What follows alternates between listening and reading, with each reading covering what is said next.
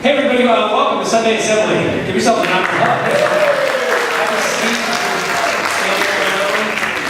Thank you all for coming out. Really quick, before we even get started, this is being recorded, so if you don't want to be on camera, you don't want your friends and family knowing that you're at a non-believer event, then you can sit in the media-free zone over there. You see it's the 6 chairs that are not going to know what's sitting in. But if you're over there, you won't be caught on any cameras. You'll be totally out of view. So if you're worried about it, or you just don't want to be seen, and you know, put on your best clothes today or whatever, you can go sit in the media-free zone. Also, I say this always, I think a media-free zone too is as if you have your own media on, let's please turn it down, turn it off. Like, don't have your phone on and let it ring, because we don't need to be halfway through this and all of a sudden hear your 50-cent ringtone going off or whatever it is you guys are. I'm sure you probably don't have the 50 cent. I'm sure you guys are worried about Jay-Z or Justin Bieber or something.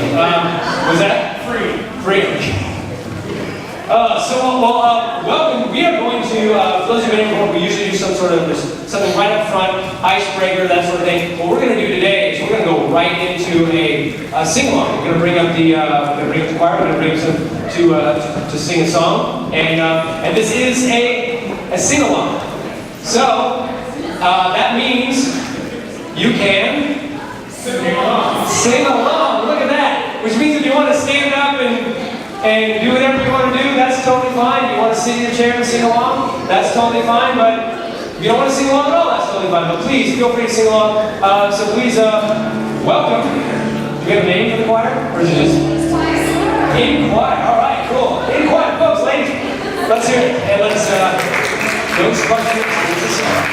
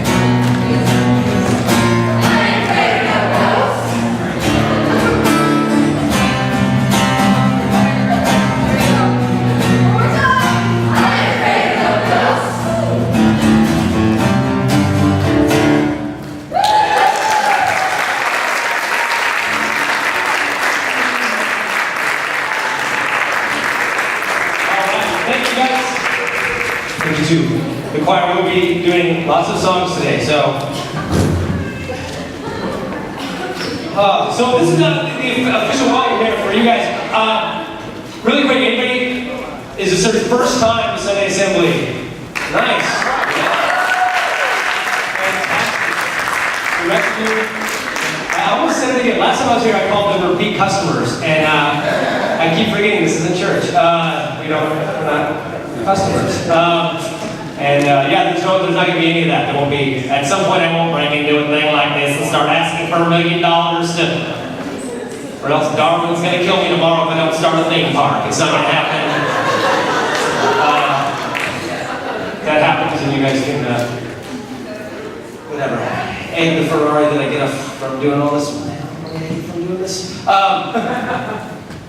So Sunday Assembly. If you haven't been. It's basically, we do 3 things here, right? We live well, right? We live better, we help often and wonder more. Okay? That's 3 things. Live better. Sit up there somewhere. Hey, look at that. Help often and wonder more. And that's pretty simple. You can do that every day of the week. It doesn't have to be here, and you don't have to be. The whole point is you don't have to be religious to do that. This is a secular group to get together and do what churches do and have a good time and have a community. So that's what we're here for. I also want to say today's theme is critical. Sorry, just got my notes. Critical thinking, and we have DJ Grothe today. Please.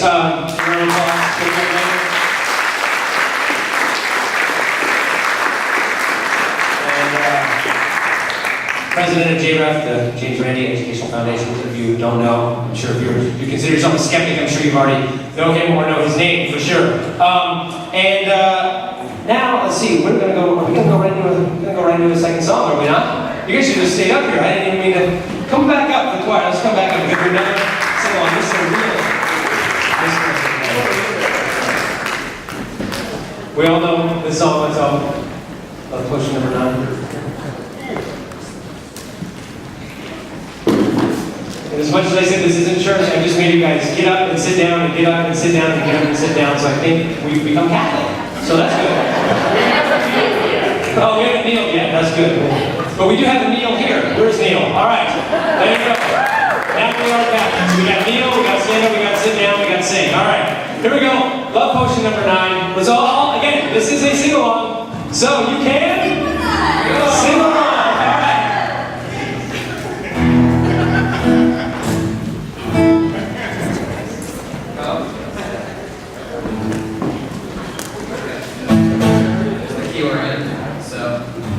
Starts off like straight in, so.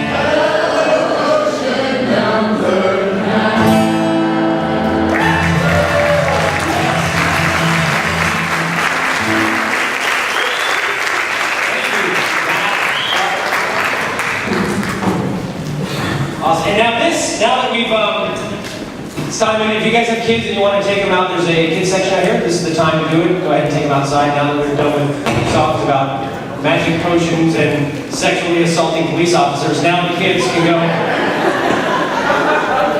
outside. The kid program is over. Right. So this is a portion now of Sunday Assembly where what we do is we have a member come up and do a reading. The reading can be anything. It can be something that inspires them. It can be something they wrote. It can be something that they read and they want to share. And it's a good moment for us to focus on the topic that we're talking about, or again, just give something inspiring, give something that for us to all think about. So right now I'm going to bring up Laura Haywood. There she is. All right. To Paul James, Demon Haunted World.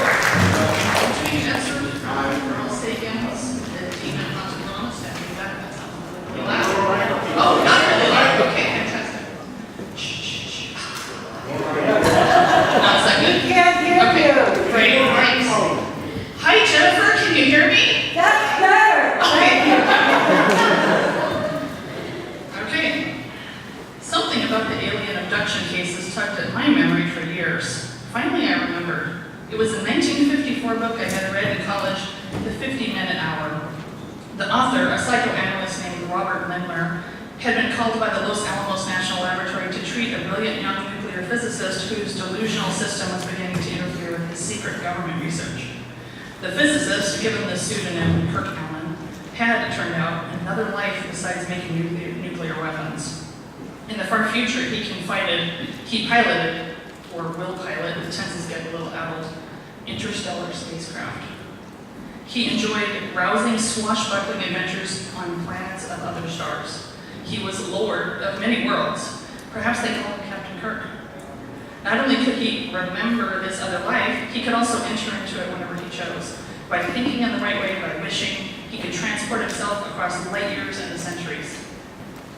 In some way I could not comprehend, by merely desiring it to be so, I had crossed the immensities of space, broken out of time, and merged with, literally became, that distant and future self. Don't ask me to explain, I can't, although God knows I've tried. Lindner found him intelligent, sensitive, pleasant, polite, and perfectly able to deal with everyday human affairs. But, in reflecting on the excitement of his life among the stars, Allen had found himself a little bored with his life on Earth, even if it did involve building weapons of mass destruction. When admonished by his laboratory supervisors for distraction and dreaminess, he apologized. He would try, he assured them, to spend more time on this planet. That's when they contacted Lindner. Allen had written 1,200 pages on his experiences in the future and dozens of technical treatises on the geography, politics, architecture, astronomy, geology, life forms, genealogy, and ecology of the planets of other stars. A flavor of the material was given by those monograph titles: The Unique Brain Development of the Christopheds of Srom Norla 10, Fire Worship and Sacrifice on Srom Sodrat 2, History of the Intergalactic Scientific Institute, and The Application of Unified Field Theory and the Mechanics of the Star Drive to Space Travel.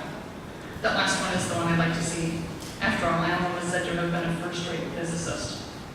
Fascinated, Lindner pored over the material. Allen was not in the least shy about presenting his writings to Lindner or discussing them in detail.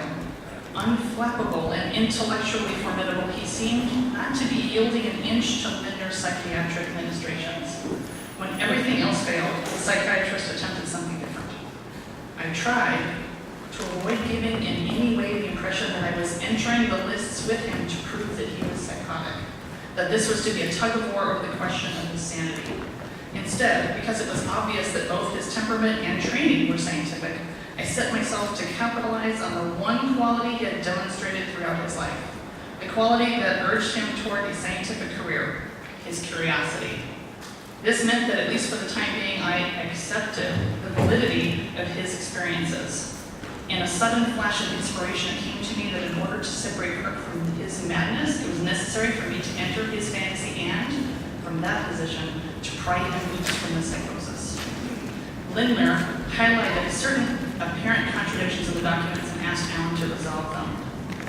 This required the physicist to re-enter the future and find the answers. Dutifully, Alan would arrive at the next session with a clarifying document written in his neat hand.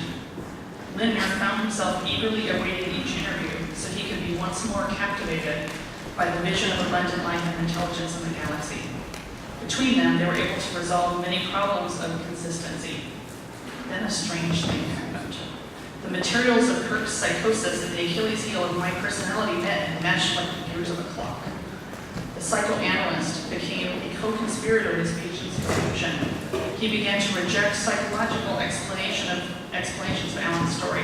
How sure are we that it couldn't be true? He found himself defending the notion that another life, that of a spacefarer in the far future, could be entered into by a simple effort of the will.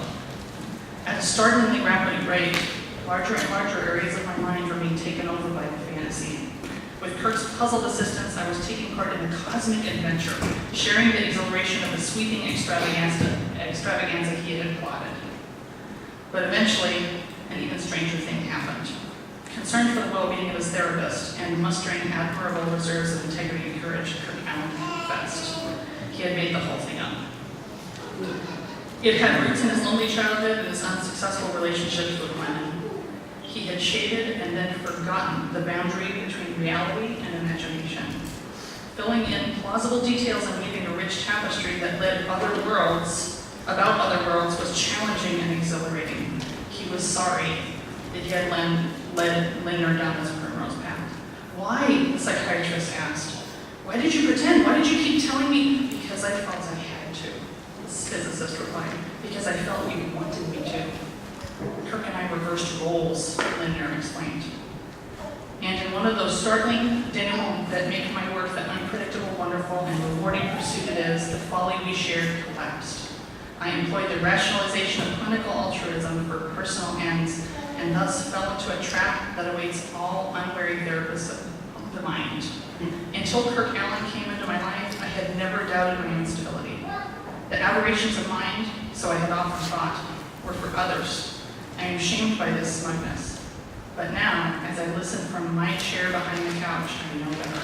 I know that my chair and the couch are separated only by a thin line. I know that it is, after all, but a happier combination of accidents that determines finally who shall lie on the couch and who shall sit behind it.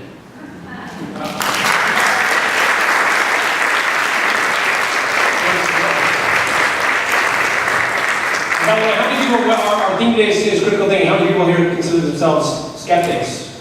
There are quite a few. All right. Go ahead. And if you, whether you are or aren't, and but this is, if you haven't read The Demon Hunter World, it's quite a bit.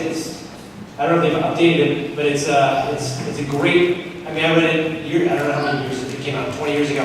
It's a great book, and it's something that I give to everybody who I want to start thinking a little bit more skeptically. It's like a great starter book. If you have somebody out there who just has crazy magical thinking, and you want to give, it's a good book to get started. So as you can tell. So please, if you haven't read Carl Sagan's Demon Hunter World, please do. It's so we are going to do. Oh, we're going to do another song. Yes.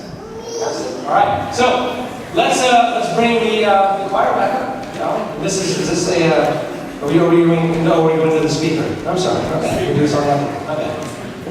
Small print. I apologize. So we're going to bring up DJ now. So your speaker for today is like I said earlier, the president of the James Randi Educational Foundation. And again, if you are a skeptic, you already know who he is. I guarantee you. So please help me welcome to the stage, DJ Grothe.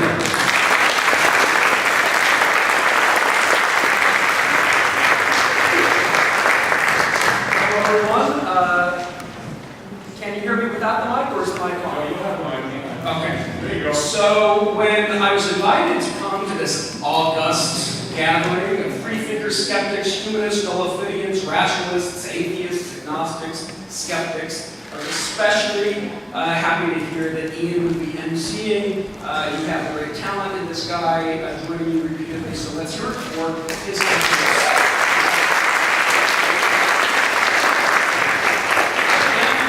Of the James Randi Educational Foundation. Foundation. Now, I've been told I have a time limit, so I can't do my normal song and dance commercial for the organization, but that won't keep me from speeding through just a couple things about our little nonprofit, our educational efforts, both for young people, the media, teachers, the general public, parents, etc. I'm in my 6th year as president of the James Randi Educational Foundation, which was founded almost 20 years ago by the magician, the skeptic, James Randi. We do a lot of things. I want to just speed through that because you'd be surprised, or at least I should confess that I've been surprised, as I travel around the country and meet all sorts of interesting folks, how few people know all the amazing things that we do. One is the amazing meeting, which you applauded just like we rehearsed, thank you. The amazing meeting is the largest gathering of its kind in the world. It's a big conference we put on in Vegas every year, and we're really lucky to have some special, talented friends who are always on the program. That's Penn and Teller. Bill Nye is joining us again this year. Sarah Mayhew is an illustrator of manga skeptics. She does sort of a Japanese-style comic book teaching skepticism and critical thinking. Of course, our favorite Neil deGrasse Tyson has joined us a number of times. That's Adam Savage from TV's Mythbusters, close friend of Randy's and the Foundation. And you see that just like believers, skeptics love to touch the hem of the garment of people on the program. I love this picture. When I came aboard 5 years ago, I was really interested in having the James Randi Educational Foundation increase its focus on resources for youngsters. So it's not just those of us who get together and argue about another reason why God or ghosts don't exist, but instead we started creating resources for the classroom. These are kits for teachers or homeschoolers, parents, that use the investigation of the paranormal to teach critical thinking attached to National Science Content Standards, AAA Science Education Standards. Notice one is called Do You Have ESP? It is not entitled There Ain't No Such Thing as ESP.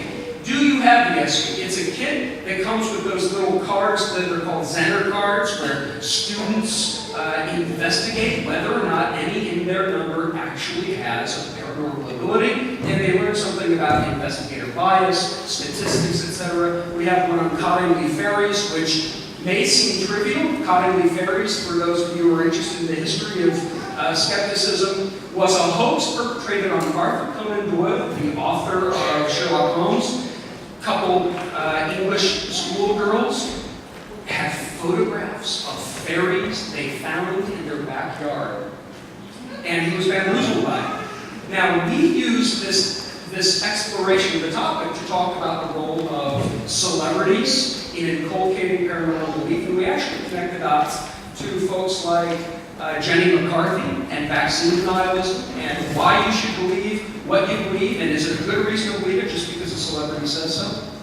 We have kits on Dowsing, on astrology. We have 8 of these kits so far for free. Any of you, if you're educators or parents, you can get them at wen.org or at our various events.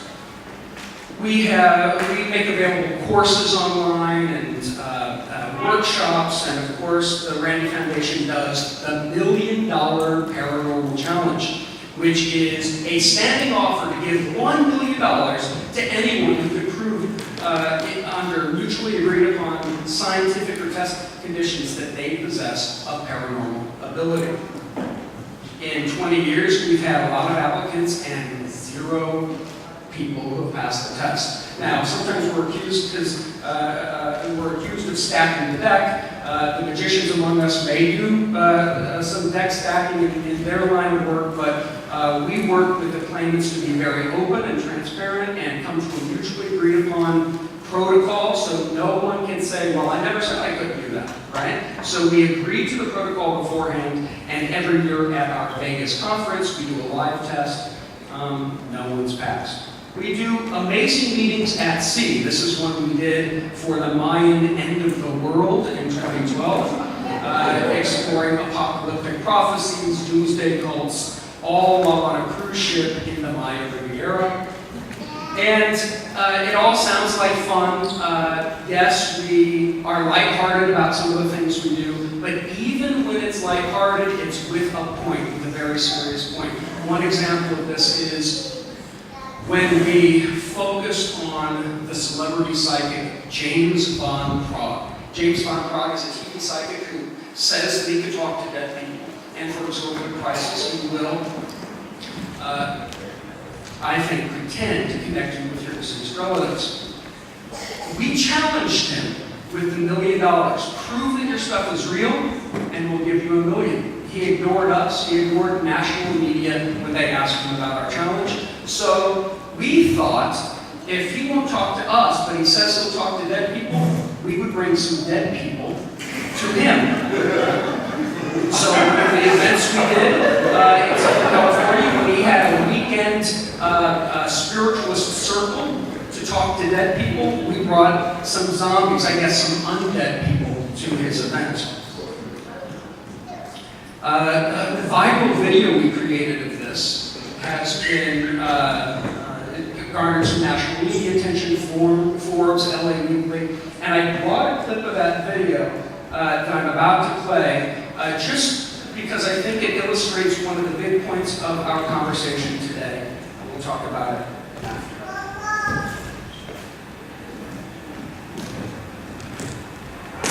Okay, so as most of you know, we're here tonight to shine the spotlight on James Randi Foundation, this celebrity psychic medium who says he can talk to dead people, and that dead people talk back to him. We say he's taking advantage of the bereaved. He's not helping people overcome their loss, but he's getting them stuck in their grief. So, we at the James Randi Foundation issued James Randi a $1 million challenge if he could just prove that his stuff is real. He won't take our calls. He won't talk to us. He won't talk to the media who've asked him about this. So if he won't talk to us and he won't talk to the media, we wonder if he won't talk to some dead people.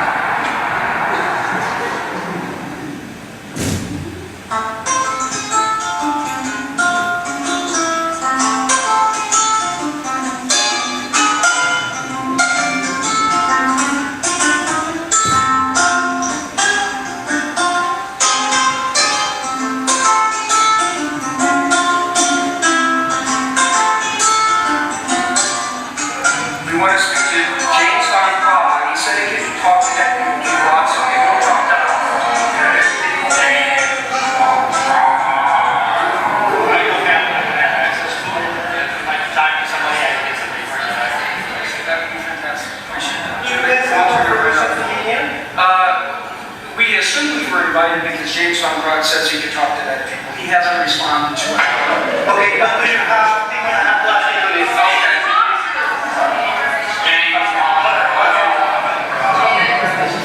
So, yeah, and he doesn't want our $1 million. So.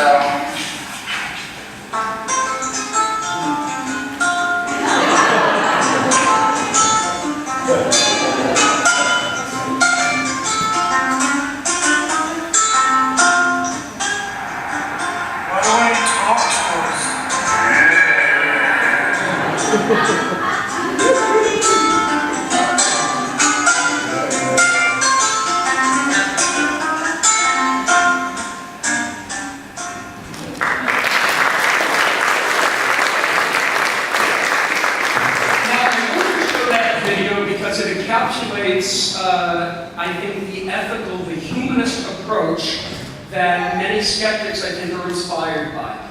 I want to point out two things about that action we had against James Van Praagh. We didn't show up at the Spirit Circle to poke fun at believers. We never engaged with believers. We never spoke to them. They were already seated. We went there to, frankly, put James Van Praagh on the hot seat, to raise awareness about his irresponsible and, I think, harmful claims. And I'm happy to say the video went viral. Well over 100,000 people have seen it, and these are people who aren't like us. These are not folks who self-identify as humanists or skeptics and go to their regular meetings. These are folks online who are interested in the paranormal or talking to dead people, mediumship, and they find it that way. It's an entree to the discussion about credulity. It's not definitive. There's no evidence that he's false. There's no proof that he's faking it, but it raises questions that skeptics, I think, ordinarily can't raise with believers just by hectoring them about their belief. So a question to frame our discussion about the ethics of skepticism today. What would it mean if we extend critical thinking to our cherished convictions? And why should we do that? Well, it would mean, I'll argue, that, among other things, you're a skeptic. I can't affect his high-pitched English accent, but Bertrand Russell has this great line. He says, it's undesirable to believe a position true when there's no evidence for supposing it true. But then he calls this basic skepticism wildly subversive and paradoxical. Because if you consistently apply it, it will necessarily overturn your most basic and prized convictions. Convictions that are very widely held. In America, a vast majority of folks believe in one or another aspect of the paranormal, and I'm not even talking about the big doozy paranormal claim called God, but I mean things like talking to dead people or channeling reincarnation, that witches actually exist, that you can tell fortunes with tarot cards or tea leaves or whatever way, telepathy, ghosts, haunted houses. ESP, all of that. So the vast majority of folks that you bump into in your workaday world will believe one of these sorts of claims. Does it matter? Who cares? Why should we care? Well, I'm going to argue that skepticism is so important because we care. That skepticism indeed should be the foundation of the whole project of the various members and activities in the community of reason, whether you're an atheist or a humanist or a rationalist or a free thinker, that if you don't have skepticism as a foundation, not only is something lacking, but you're not going to be able to have the impact, the ethical impact, that I think coheres us all here today, that brings us together today. Now, in the history of organized skepticism, there's been a necessary division of labor.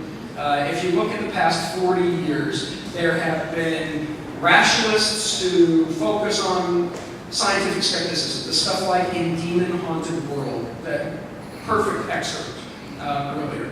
And this is basically things that go on with the night, the sort of list that I just shared.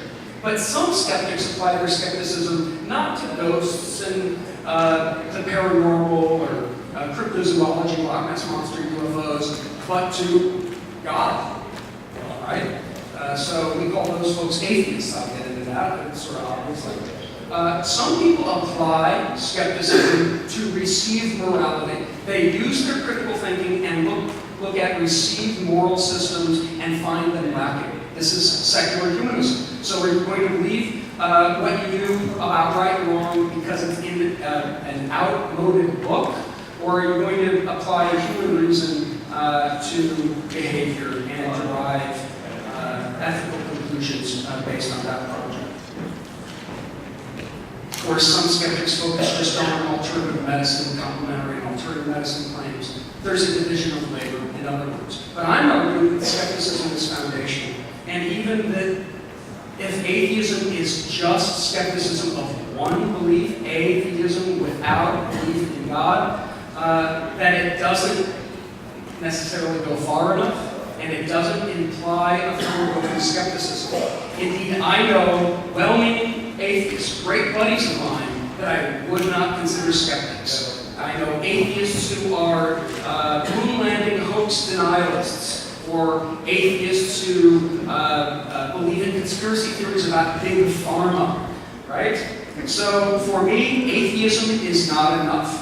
Now, I'm an atheist. I believe in consistently and widely applied skepticism, and I'm an equal opportunity skeptic that I think you should be skeptical of ghosts because there's no evidence to support that claim, and of God because there's no evidence to support that claim. But just being an atheist, to me, is not enough. Likewise, humanism, which is so important, and when people ask me what I don't believe, I say, well, I'm an atheist, I don't believe in God. But if they ask me what I do believe, I'll say I'm a secular humanist, because that describes a whole set of ethical commitments that motivate me and inspire me.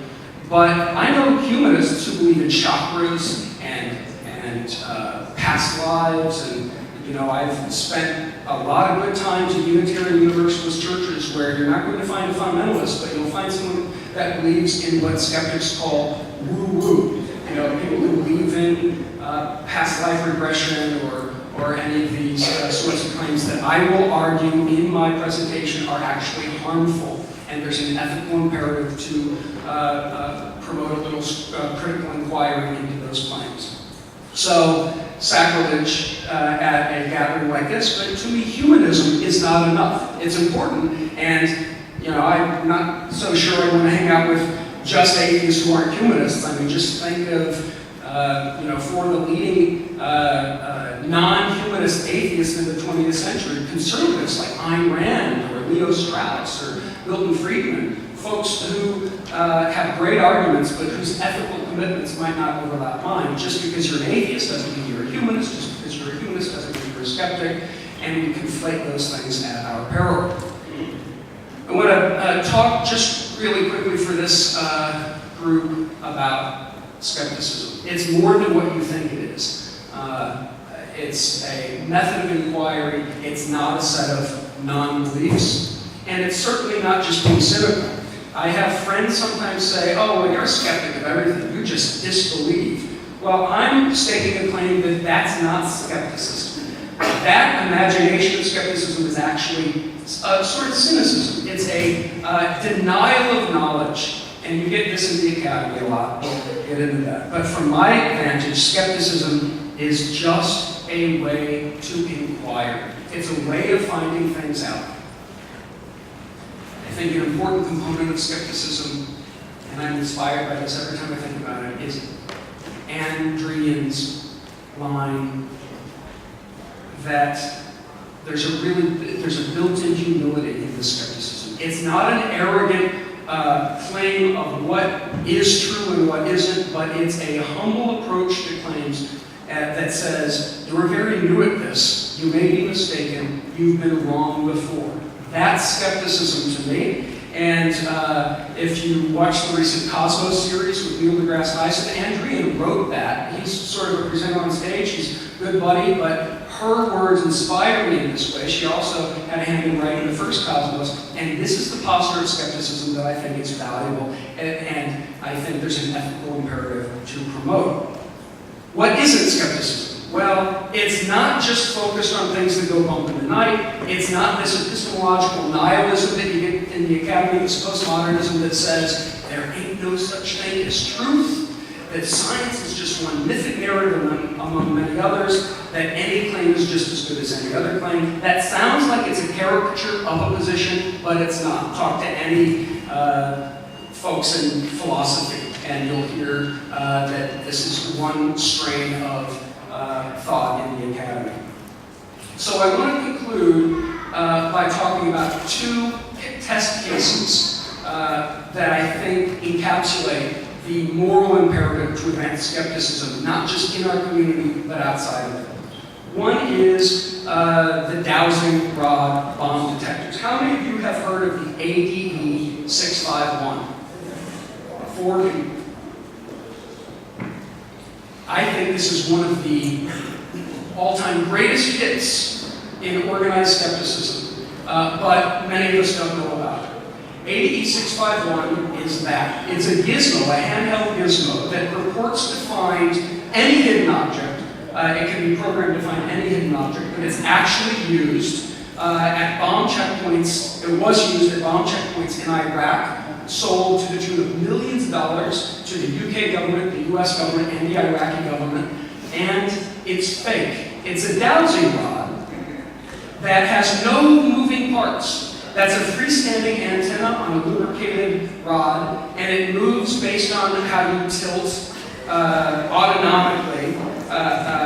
You don't even realize that you're moving it. It's called the ideomotor effect. It's a physiological effect that if you're holding it and holding completely still and you're thinking about something over there, there, you will unwittingly slightly tilt it and the needle will move. Now, the reason this is so alarming, brings chills to me, is that this man, James McCormick, a UK clerk, sold millions of dollars worth of these gizmos to the three governments that I mentioned for use at bomb checkpoints.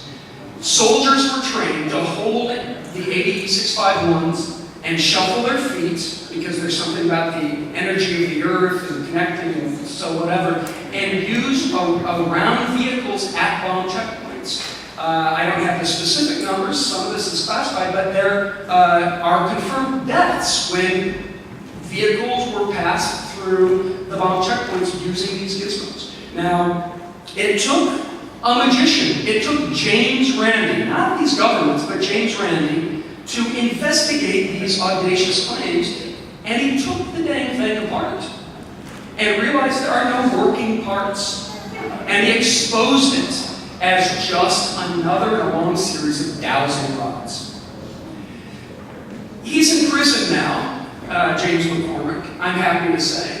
And these 651s are no longer sold, even though it had previously cost taxpayers millions and millions of dollars. But the bad news is, similar devices are now being sold to the governments of Sri Lanka for disaster relief scenarios. Imagine if there's an earthquake or something, you have to find missing bodies.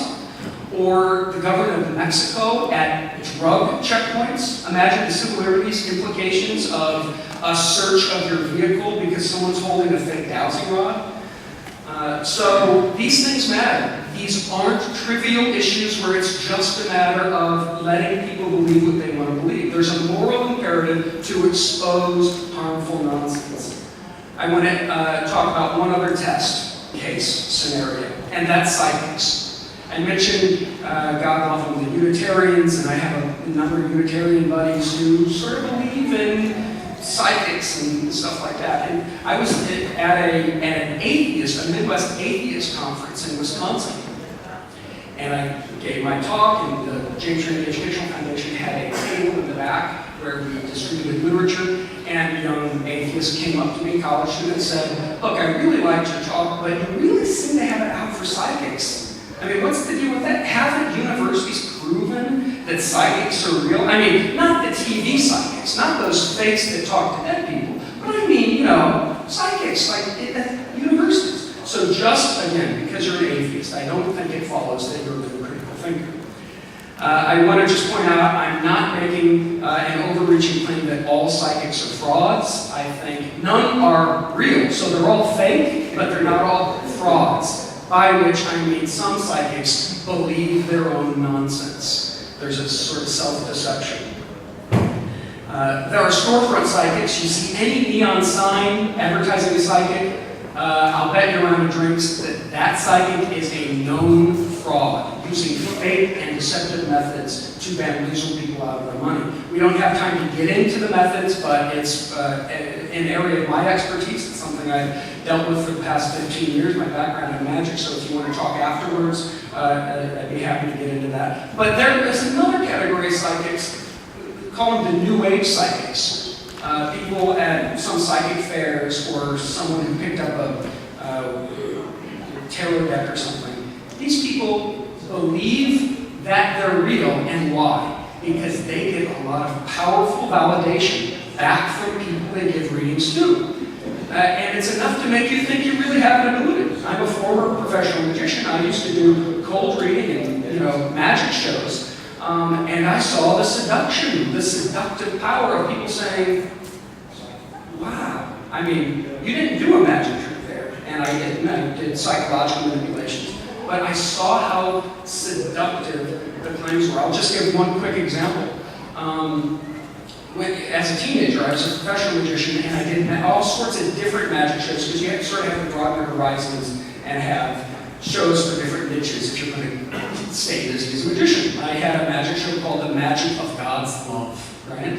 And I was a Christian at the time, so it sort of made sense. Because God's love, unlike magic, is no mere illusion, right? I had a drug awareness magic show, a library magic show, and I had a psychic magic show. And for one of my psychic shows, first half of it, I did normal magic tricks but dressed up like psychic powers, looking very melodramatically. I had a white turtleneck, wearing an amulet. I came in, my name was Daniel Joseph, not DJ Grothe. Talked about how I've always had these abilities and they puzzled me, and I decided the best thing to do with them is to share them with people. So I did magic tricks like looking at a watch and making it stop, or making a match stand on its head, telekinesis, etc. And then I excused myself, and I went to the restroom, the bathroom, and I just hung out there for like 15 minutes, doing nothing but sort of building suspense, making people wonder, what's he doing in there? And I told them that I was meditating for the second half of the presentation. When I came out, I did no magic tricks. I did what's called cold reading, a set of psychological manipulations to make it appear that I'm saying very specific things about people around the table. This was a little retirement party, just 6 people. I'm at one head of the table, or one end of the table, and the retiring couple, the man who's retiring is at the other end of the table, and 2 couples, their friends, are each side. And I started just doing really normal, scripted, off-the-shelf cold readings. So I looked at the woman who hired me and I said, a lot of images are coming to my mind. I don't know what they mean. I'm just going to say them. You'll have to help me understand what they mean. But I see at work there's a conflict. There's some issue. An older man with dark hair, there's going to be a change coming up. Now, I'm truncating the whole read, but it's basically hit and goes. And she was stunned, and what I can't do is seem excited, right? You just have to be all-knowing Daniel Joseph. And she said, well, yeah, I don't get along with whatever his name, boss at work. He's older with dark hair, he's taller. And so I'm moving departments, and everyone was really amazed, except for the guy sitting to my right. He had tattoos, he was also retirement age, he leaned back in his chair, folded his arms, and said, all right, tell me what happened to me today. Now that's sort of a challenge condition for a cold reader. I didn't have a lot to do with that. But one important goal in cold reading is just to go with your hunches. So I looked at his tattoos, and it was just a hunch, not a supernatural and educated guess. It looked like he was formerly in the military. I thought, well, maybe someone contacted him out of the blue. And maybe someone he served with. And I said, well, you're going to think these are just generalities, but these are the images that came to my mind. Today or recently, you were contacted by someone you haven't seen in a very long time or haven't yet met. Okay? and then I said, either male or female. And there was some snickering around the table, and he didn't snicker. He was still sort of stubbornly incredulous, but his wife nudged him and said, well, honey, tell him. And he said, my daughter called us, and she's pregnant, and they don't know if it's a boy or a girl. And the table was wow. And of course, I still just had to nod slowly in my own way. Until the end of the show, when I gave everyone my magic business cards, and I told them it was all fake, and it's for entertainment only, etc., etc. But I saw how seductive it was, because I got validation back from the people around the table. So imagine if you're starting out and you believe in psychic powers, and you start doing these readings with a tarot deck or something, and you just say a bunch of general stuff to people coming to you. Some of it will hit, and people will say, my gosh, that was really helpful. And it could really build your own credulity in your nonsense plans. I want to, how are we doing on time? Can someone? We're about. Okay. So, there's a great video that I can show you maybe afterwards of James von Prague. I almost pity him, failing miserably at some cold reading on TV. It's the most spectacular failure of any psychic I've ever seen, so hit me up after the talk. My big issue, and the ethical point here, why psychics matter to me, or fake bomb detectors, because the stuff hurts people. Psychics are, that was a picture of Rose Marks, a matriarch of a family of psychics who stole upward of $45 million from her clients. She's now in prison, another win. because her clients, it's very hard to get people who have been scammed by psychics to come forward and testify, but her clients did, including Jude Devereaux, the romance author, where Rose Marks and all of her children were also psychics, all of her women children, where they made not just claims to tell you your future, but essentially fake therapy. You're having problems with your relationships or romance, or you need some financial planning advice. Well, who are you going to go to? A psychic or an expert? And that's my issue with psychics or mediums like James Randi. They're not qualified to be grief counselors. If you've lost a loved one and you go to someone who's giving you false hope, talking to dead people, you're going to be stunted in your grief. But if you go to a qualified therapist, you can get the help that you need. So, my point here is that as ethical folks who don't have recourse to the supernatural to derive our ethics, this stuff should be more on our radar. And essentially, my argument is that skepticism, so here are some resources we provide to people when the celebrity psychic comes to your neck of the woods. The celebrity psychic comes to San Diego. Members of the Sunday Assembly can share these helpful informational resources with folks going to the event. So it's not just naysaying. It's not just being crotchety about another person's unwarranted belief, but it's applying skepticism in the public's interest, in the interest, the ethical interest of people who unduly believe, who have undue credulity. Skepticism is not just saying no to other people's beliefs, it's about doing good, important to the Sunday Assembly, by happening to be right about these supernatural claims. Thank you very much.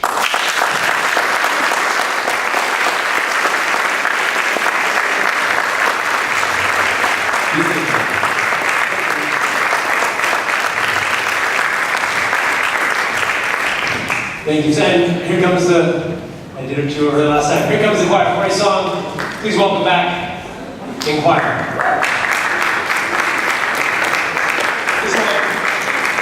Let them do the singing.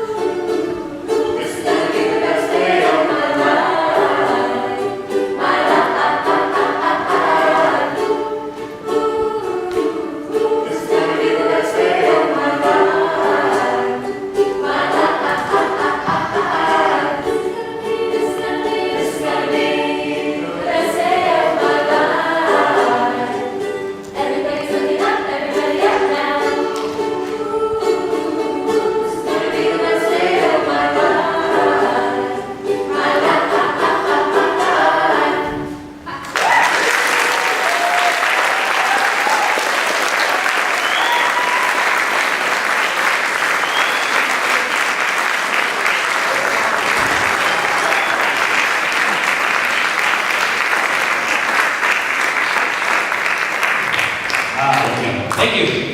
One more time. Be quiet.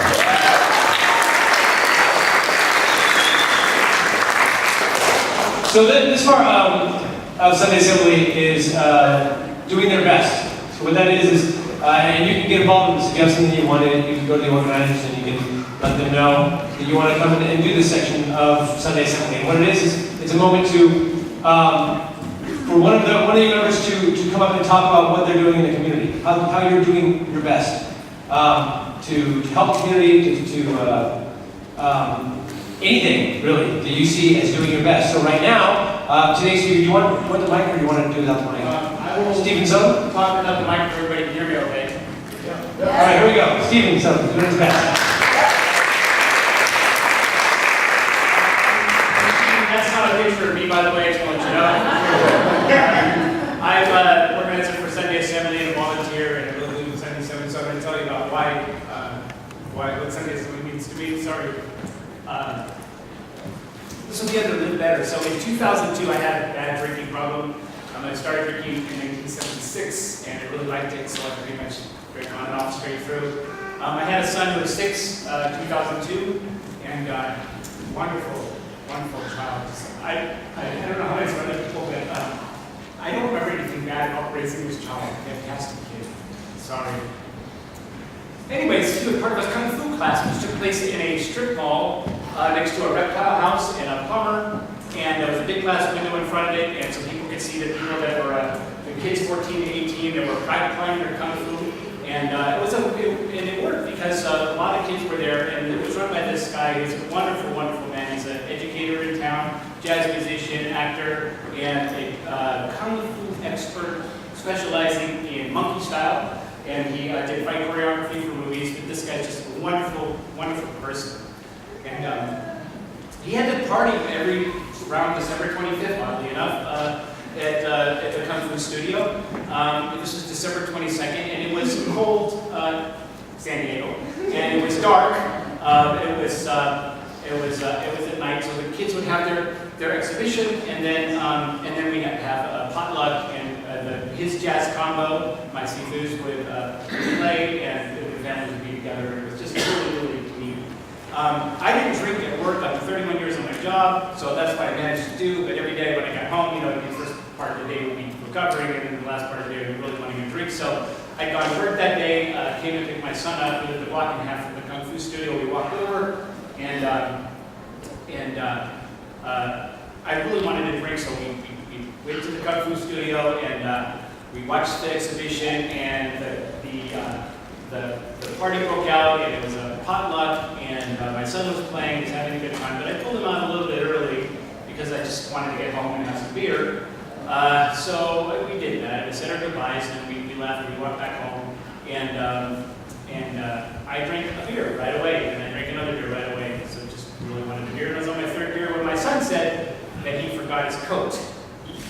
So we walked back to the Kung Fu studio, and I didn't want to go inside now because I smelled like beer, and I didn't want anybody to know my secret, which is why I didn't drink beer before I went to the Kung Fu studio, so I didn't want anybody to know that I was an alcoholic. So I stood outside while my son went in to get his coat. He got his coat, and he stopped off and talked to the seafood, and they had a quiet conversation. It was just very quiet, and they were talking to each other, and my son was nodding and listening, and I could tell the seafood was telling him something that was making him feel good. And I felt so low. I felt low, just looking in. So I was looking in at this community of people, and the kids playing, and the warmth, and my son having this quiet conversation with the seafood.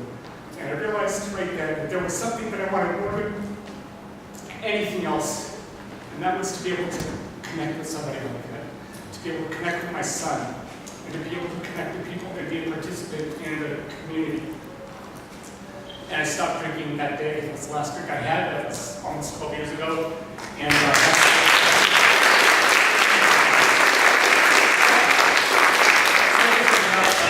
Assembly. It's the community. That's why I'm here. It's the community of people. It's you. It's being part of this. I don't go to church. I didn't grow up in church. Everybody comes to Sunday Assembly for another reason. I don't know if I'm a skeptic or atheist one. I don't have that in my life. But community I do have. And we've been able to help people. I'm part of the volunteer committee, the philanthropy committee. You can really use your help on those things, but just being able to help people in the community.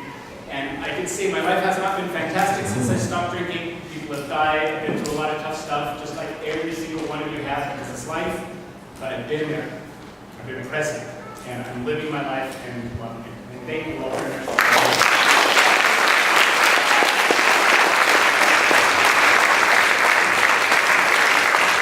Thank you. Thank you, Steve. Video freezing. I can't transition to comedy after that. I'm sorry. But actually, this is the moment where it's a good time to actually reflect. Well, we take a moment of silence, and this is a perfect time to take that moment and just reflect. And it can be anything. You say a moment of silence. It doesn't have to get. It can be anything you want. You can sit here and just think. You can be completely quiet. You can rank your favorite. Let me say your favorite Justin Bieber songs in your head. I don't care. If you were dragged here, you're religious. You can pray that the lightning doesn't strike before you get out. Or just reflect on your life. I'm going to get a minute. Moment of silence.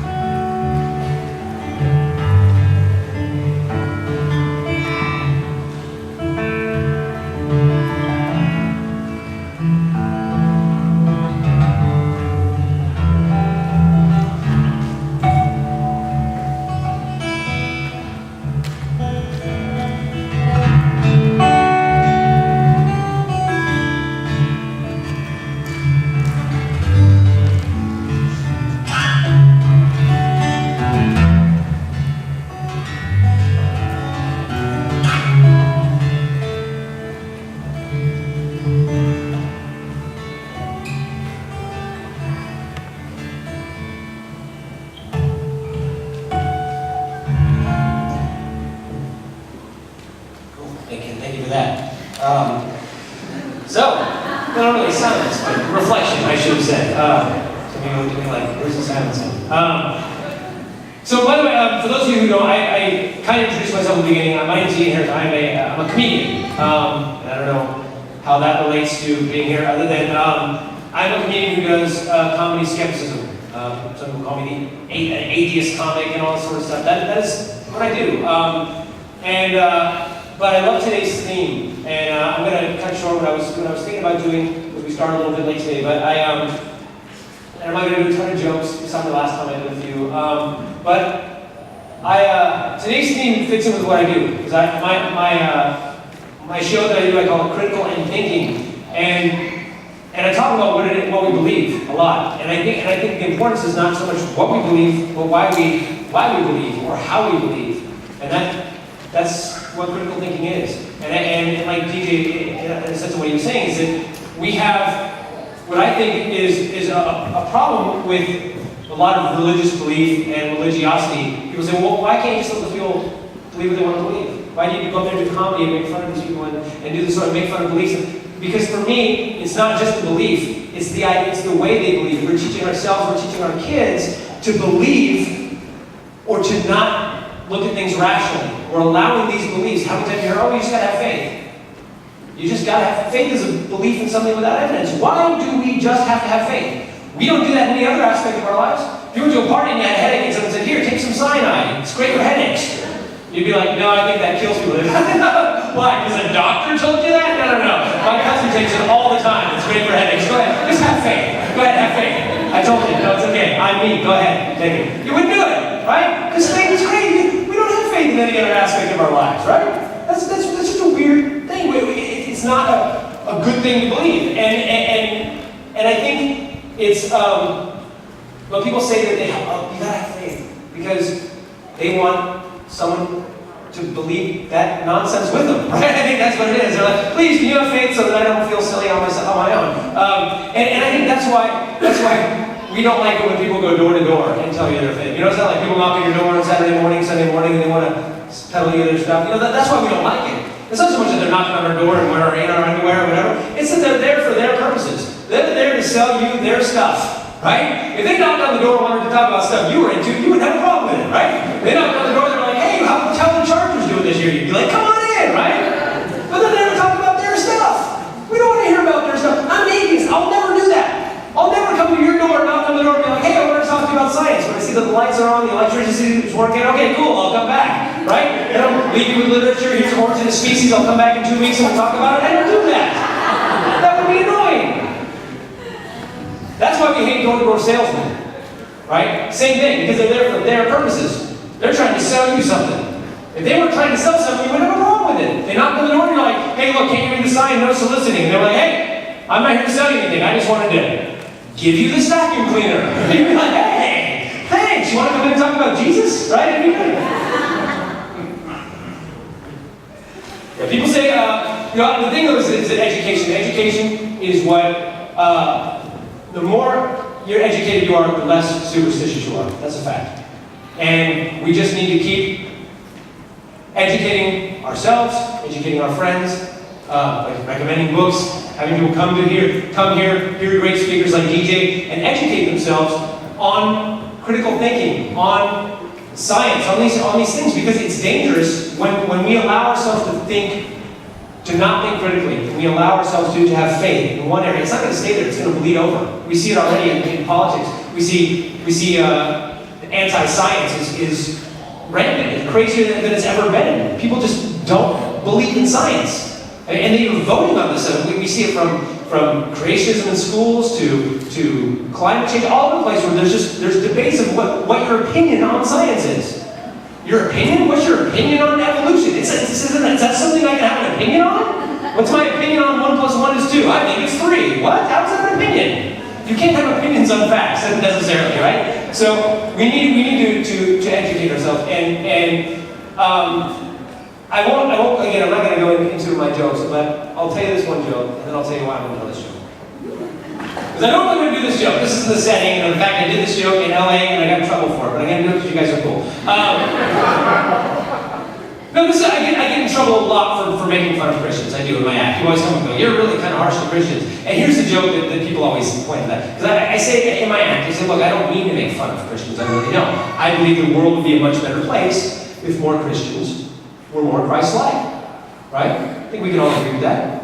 And by that, of course, I mean imaginary.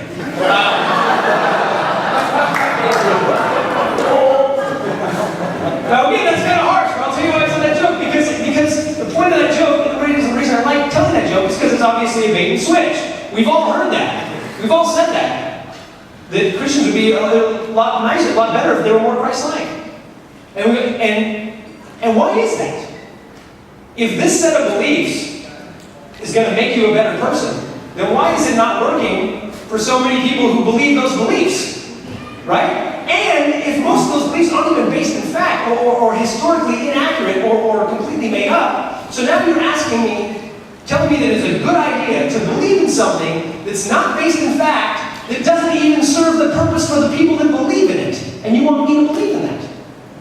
It's crazy, right? So again, for me, I have to try to figure out how I'm going to teach this stuff to my kids. Okay, and I have a daughter, and I talked about her last time about how I try to teach her. And this is the example that I like to use. I'm not going to do the one from last time. This is another example.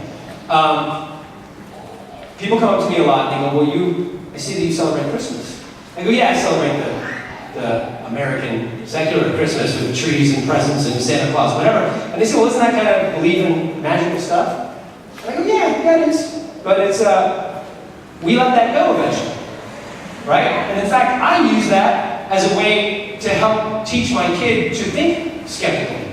Okay? And eventually uncover the facts about these things. And this actually happened, I swear to you on my life this happened, when my daughter was 5 years old. I picked her up from kindergarten. And she gets in the car, laughing her ass off. She goes, "Dad, Do you know that Sarah believes in God and doesn't believe in Santa Claus? We have evidence for Santa Claus. He brings us presents every year. What the hell has God ever done? People go, your daughter said, what the hell has God ever done? I'm like, yeah, she's the daughter of an atheist, baby-eating comedian, okay? With no moral, of course, she swims like a sailor. I'm going to not do much stuff. I'm going to cut it out there, but I'm going to say thank you guys for coming, and thank you for listening to me. And thanks again, San Diego Sunday Assembly, for having me. And we are going to do a few announcements here, actually. So, again, Stephen, one more time, welcome, Stephen.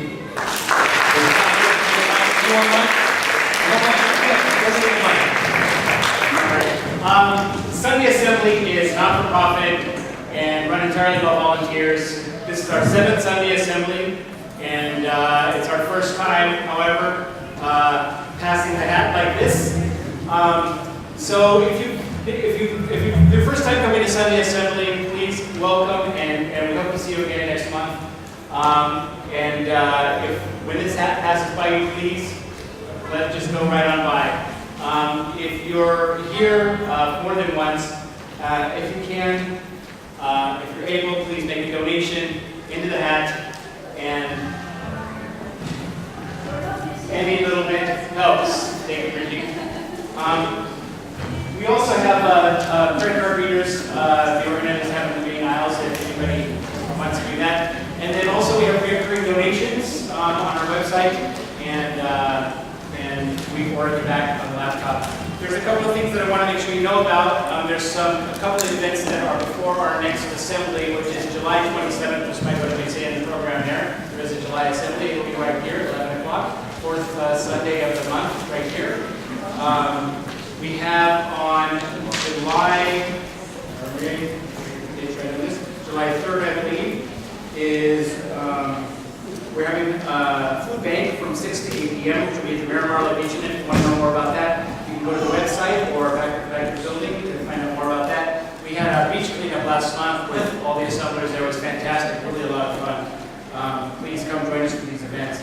Second, Sunday Assembly is marching in the Pride Parade on July 19th. And we're having a rolling sing-along. Our 4th assembler, who is our singer, DJ Sarah, is going to be playing, and we're just going to be singing all the way down the parade route. We can really use people to march. We'd like to have a nice contingency. If you want to know about that, you can go to either the meetup on our website, or you can see Laura at the back of the building there, and we'd love to have a really good contingency. We have another event on September 21st. It's the San Diego Padres versus the dastardly San Francisco Giants, so I just can't dislike it because Chris Roach is still their manager.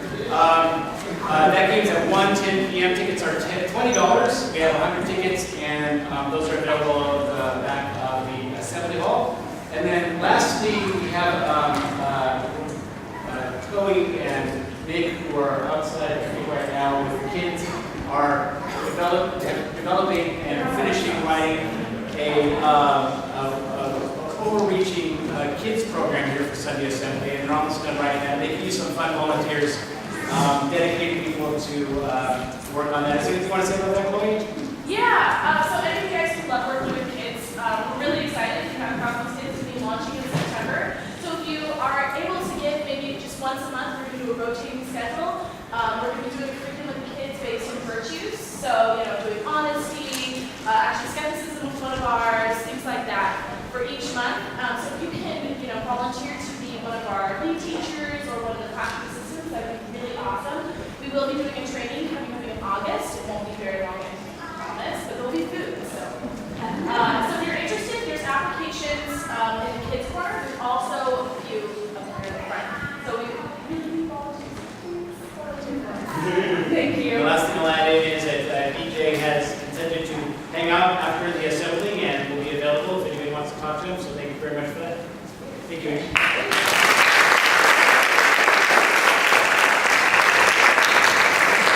I think we're going to take this home with another sing-along. What do you guys think? One more?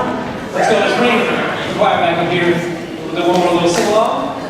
Wrap this up. So again, feel free to sing along.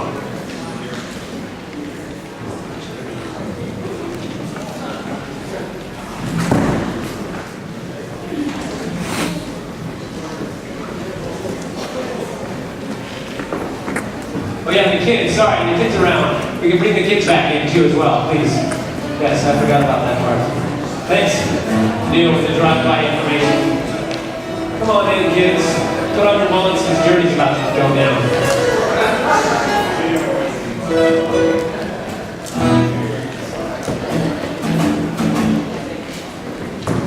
This place is really cool. I kind of felt awkward when I first got here, but it's a really cool community of people, and I definitely think that I'd like to come back again. So I just wanted to get something it's really cool. I like all the ideas you said. It's good brain.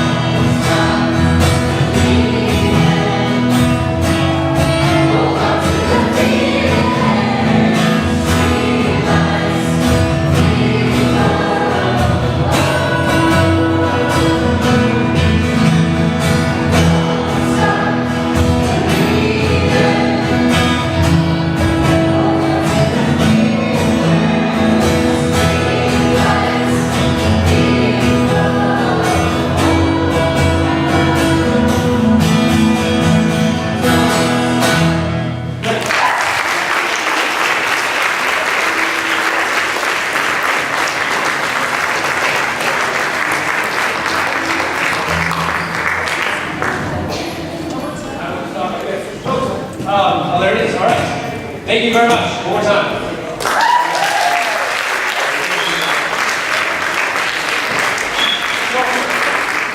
It says right here, after we've got an hour, about like 1:30, we're gonna be having lunch. You guys want to come over to Piscado, and everyone should be there hanging out. If you guys want to come join us. Also, a lot of times we said earlier we do an icebreaker, we do some sort of meet and greet. You don't know the people next to you. We didn't do that today. We had a really tight schedule, so there's coffee and there's pastries, cookies, that kind of stuff. But hang out, meet people. You don't know somebody? Go up and meet them. Introduce yourself. Okay, that's what this is. It's a community, so create community. Okay? Thank you very much for coming out.